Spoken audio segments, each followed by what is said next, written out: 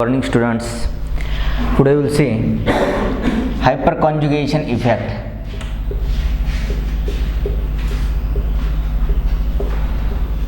Hyperconjugation is an type of electronic displacement in which it is a permanent effect.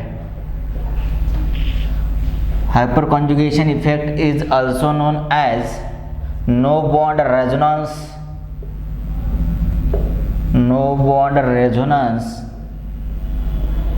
as well as Baker-Nathan effect.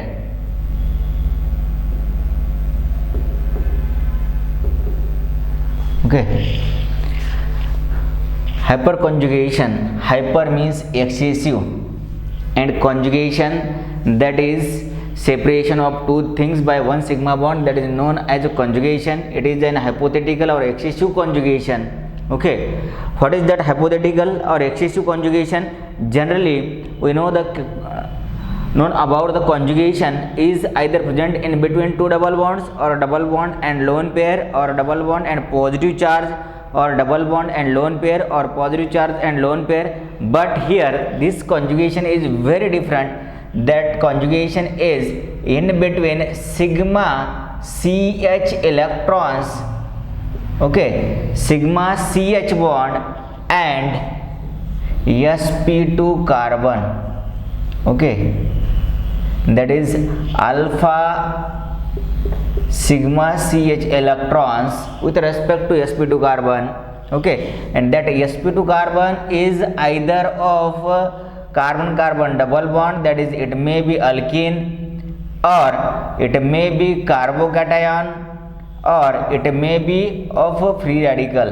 Okay, अशा प्रकारे sp2 carbon एक त्यामध्ये sp2 carbon असला पाहिजे, ही necessary requirement आहे. Criteria for hyperconjugation असं म्हटलं तरी चालेल. Criteria for hyperconjugation is there must be one sp2 carbon like carbon-carbon double bond, that is alkene, may be positively charged carbonium ion, or may be the free radical. या तिघापैकी एक असलं पाहिजेत आणि त्याच्या अल्फा कार्बनवर, ओके, sp2 कार्बनच्या या neighbouring म्हणजेच alpha कार्बनवर sigma CH electrons म्हणजे sigma CH bond असणं गरजेचं आहे.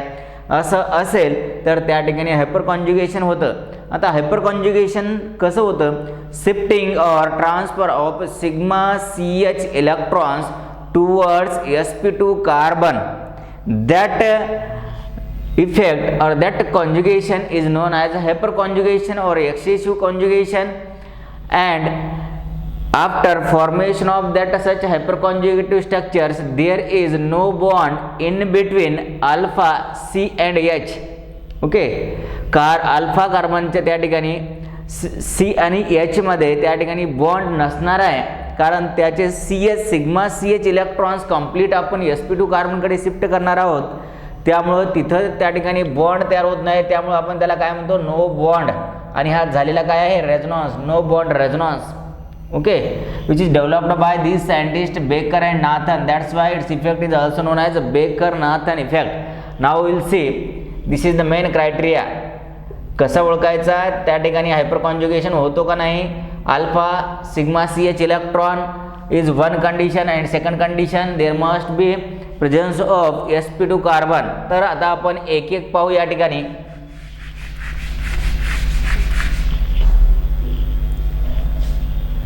Now here CH3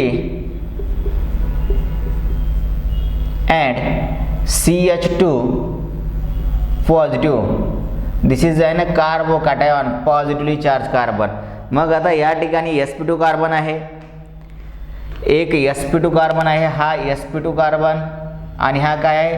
alpha sigma CH electrons, हा alpha carbon. With respect to that carbon this is an alpha carbon, and on the alpha carbon there is sigma CH electrons. असं असेल तर त्या ठिकाणी काय होतं? The hyperconjugative structures are nothing but it is a type of resonance. Here that sigma CH electrons are transferred towards sp2 carbon in order to stabilize that carbocation. Now the obtained structure is CH, H, and here this becomes double bond CH2. After that carbon will not occurs the positive charge, but there is no bond between this carbon and hydrogen. But after shifting of this CH electron, that hydrogen becomes electron deficient and carries the positive charge. Now see here, there is no bond between carbon and hydrogen, but this hydrogen is having the interaction with that double bond. Okay, that's why here this resonance or the conjugation is obtained due to shifting of sigma CH electron towards sp2 carbon. Okay, such a structure is known as no bond resonating structure, and the effect is also known as no bond resonance. Again, secondly, you can shift this sigma CH electron from another bond. जसं आपण या bond पासून shift केले तसं हा sigma CH electron आपण shift करू शकतो. Like this, shift this sigma CH electron towards sp2 carbon. Then the structure obtained as CH हा ॲज इट इज राहील. हा sp2 कार्बन कडे वरच्या CH चे इलेक्ट्रॉन शिफ्ट झालेले आहेत. त्या हायड्रोजनवर आता काय येईल? Positive charge. Now here there is no bond between carbon and hydrogen. The obtained structure is known as no bond resonating structure or the hyperconjugative structure. Third time you can shift the electrons from another CH bond. Okay, या CH चे electron आपण इथे shift करू शकतोय. Formation of here CH, इथले electron आपण shift करणार आहोत. Here CH. Now there is no bond between this carbon and hydrogen. Formation of this third hyperconjugative structure. It means we will get one formula from this one, that is number of alpha CH bond is equal to number of resonating structure, that is directly proportional to number of sigma CH bond is directly proportional to, that is hyperconjugative structures.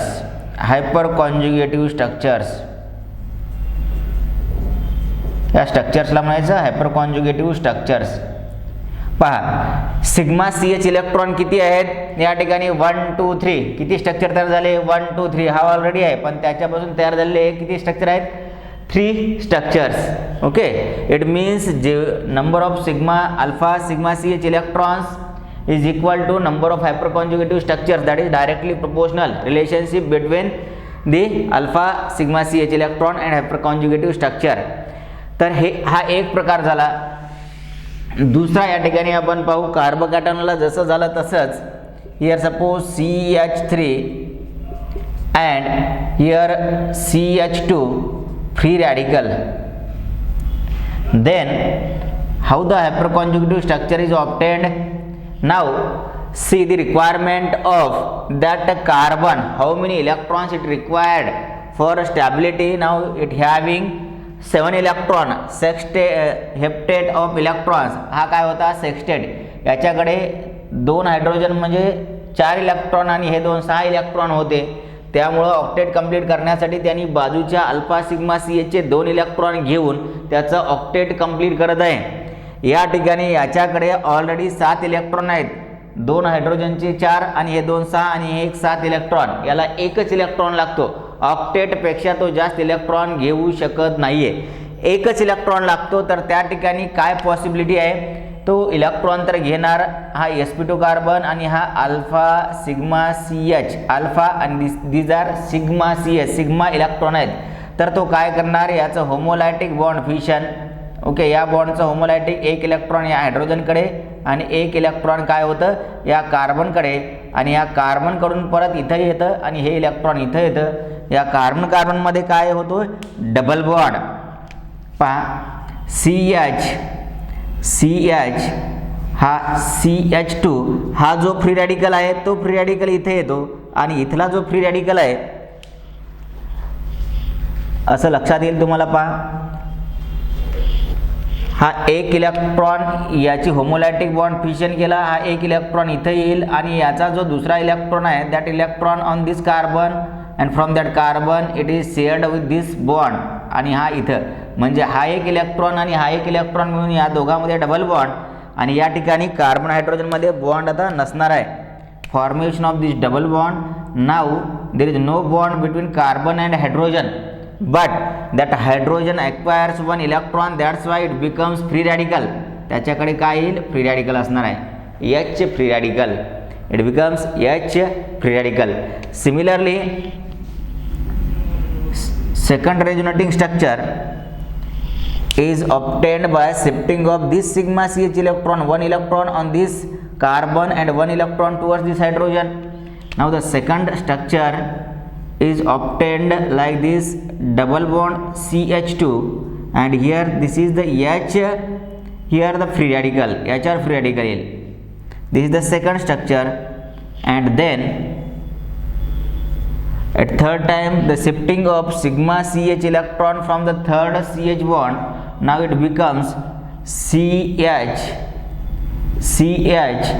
double bond CH2, and here this is an free radical. Okay, this is an free radical. In this way there is formation of three types of resonating structures. अशा प्रकारचे या ठिकाणी तीन resonating structures, त्यालाच आपण hyper conjugative structures असं म्हणतोय. Okay, these are the hyper conjugative structures. 1 2 3. Number of alpha hydrogen is equal to number of hyper conjugative structures. जेवढे अल्फा हायड्रोजन असतील तेवढेच या ठिकाणी हायपर कॉन्जुगेटिव्ह स्ट्रक्चर्स तयार होतील. थर्ड केस आहे that is alpha sigma CH electrons and there is a presence of sp2 carbon like carbon carbon double bond. Third case. तर याच्यामध्ये काय आहे, कार्बन कार्बन डबल बॉन्ड. इथं काय होईल पहा, आता हा sp2 कार्बनकडे इलेक्ट्रॉन्स, हे जे इलेक्ट्रॉन अल्फा सिग्मा CH, हा दोन्ही कार्बन sp2 आहेत, म्हणजे हा अल्फा सिग्मा CH इलेक्ट्रॉन आपण sp2 कार्बनकडे शिफ्ट करायचे आहेत. ओके, हे इलेक्ट्रॉन इथं आले म्हणजे हे इलेक्ट्रॉन या कार्बनकडे जाणार. Then it becomes CH. Now this is a double bond CH and this becomes CH2.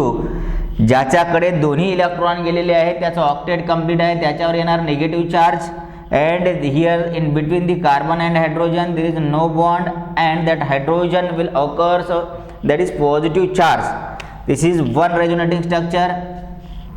Again similarly we can shift this sigma CH electron at the second time, and the same the pi electron towards this carbon will get CH. There is no bond between carbon and hydrogen, and here double bond CH2 minus.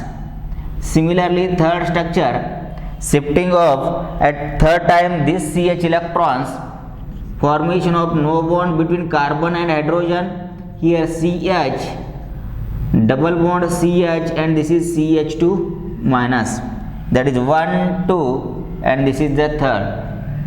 In this way these are the hyperconjugative structures in 3 cases. पहा या 3 केस आहेत ज्याच्यामध्ये hyper conjugation होतं. पहिली केस आहे ज्याच्यामध्ये एक sp2 carbon and alpha CH electron आहेत. sp2 कार्बनमध्ये आपण इथं कार्बो कॅटायन घेतला आहे. सुरुवातीला मी सांगितलं sp2 कार्बन 3 प्रकारचा आहे, कार्बो कॅटायन असेल किंवा फ्री रॅडिकल किंवा कार्बन कार्बन डबल बॉन्ड. या ठिकाणी sp2 carbon and alpha CH electron हे आहे, पण sp2 कार्बनमध्ये आपण काय घेतला, free radical. It is free radical. त्यानंतर इथं सुद्धा sp2 carbon and alpha CH electrons. तर sp2 कार्बनमध्ये काय घेतलं आपण या ठिकाणी, alkane, carbon carbon double bond, that is alkane. याच्या व्यतिरिक्त कुठला तुमच्याकडे हायपर कॉन्जुगेटिव्ह स्ट्रक्चर नसणार आहे. या 3च अशा ह्या केसेस आहेत ज्याच्यामध्ये हायपर कॉन्जुगेशन किंवा नो बॉन्ड रेझोनन्स किंवा बेकर नाथन इफेक्ट असं होतं. तर तुम्हाला विचारलं जाऊ शकतं which of the following shows hyper conjugation. त्याचे ॲप्लिकेशन तर आपण आता पाहणार आहोत, पण त्याच्या अगोदर आपल्याला त्यामध्ये हायपर कॉन्जुगेशन कुठल्या केसमध्ये होतो हे ओळखता आलं पाहिजेत. ओके, समजा एखादं स्ट्रक्चर मी दिलं त्याच्यामध्ये किती हायपर कॉन्जुगेशन होतात हे सुद्धा आपल्याला सांगता आलं पाहिजेत. जेवढे नंबर ऑफ अल्फा हायड्रोजन जास्त असतील तेवढे हायपर कॉन्जुगेटिव्ह स्ट्रक्चर्स जास्त असतील आणि हायपर कॉन्जुगेटिव्ह स्ट्रक्चर जास्त असले म्हणजे त्याची स्टॅबिलिटी असणार आहे. ओके, तर आता या ठिकाणी आपण एक दोन स्ट्रक्चर पाहू त्याच्यामध्ये number of hyper conjugative structures. For example here tertiary carbocation CH3 this is the positive charge. याच्यामध्ये किती हायपर कॉन्जुगेटिव्ह स्ट्रक्चर्स होऊ शकतात? हा sp2 कार्बन आहे, 3+3+3 किती होतील? 9 अल्फा हायड्रोजन्स आहेत, म्हणजे 9 हायपर कॉन्जुगेटिव्ह स्ट्रक्चर्स होणार आहेत. ओके, दुसरी केस CH असं जर पाहिलं याच्यामध्ये किती होतील? 3+3 6 अल्फा हायड्रोजन आहेत. ओके, तर 6 हायपर कॉन्जुगेटिव्ह स्ट्रक्चर्स असतील. CH2 प्लस याच्यामध्ये हा sp2 कार्बन आणि number of alpha hydrogen 3 alpha hydrogen, म्हणजे हायपर कॉन्जुगेटिव्ह स्ट्रक्चर्स किती असतील? फक्त 3 हायपर कॉन्जुगेटिव्ह स्ट्रक्चर्स होतात. आणि आता तिसरी केस सिम्पली CH3 प्लस असेल तर याच्यामध्ये हायपर कॉन्जुगेशन पॉसिबल आहे का? नाही आहे. No alpha hydrogen means no hyperconjugation. आणखीन समजा असं जर विचारलं which of the following shows hyperconjugation, तर समजा मी या ठिकाणी ऑप्शन दिलेलं असेल CH3 positive, then CH3 positive, and then suppose CH3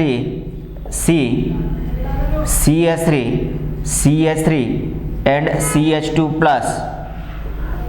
Okay, CH2 plus and fourth one CH2 plus. Now option A, B, C, D, which of the following does not shows hyper conjugation? Alpha hydrogen याच्यामध्ये 9 alpha hydrogens आहेत, हा hyper conjugation दाखवणार. याच्यामध्ये 6 alpha hydrogens आहेत, याच्यामध्ये hyper conjugation होणार. याच्यामध्ये 3 alpha hydrogens आहेत, याच्यामध्ये हायपर कॉन्जुगेशन होईल. But with respect to this is the alpha carbon and on the alpha carbon there is no single alpha hydrogen atom is there. एकही single alpha hydrogen नाही आहे, त्यामुळं no alpha hydrogen, no hyperconjugation. Okay, अशा प्रकारे आपण hyperconjugation हे bit पाहिलं. Next लेक्चरमध्ये याचं आपण ॲप्लिकेशन पाहणार आहोत.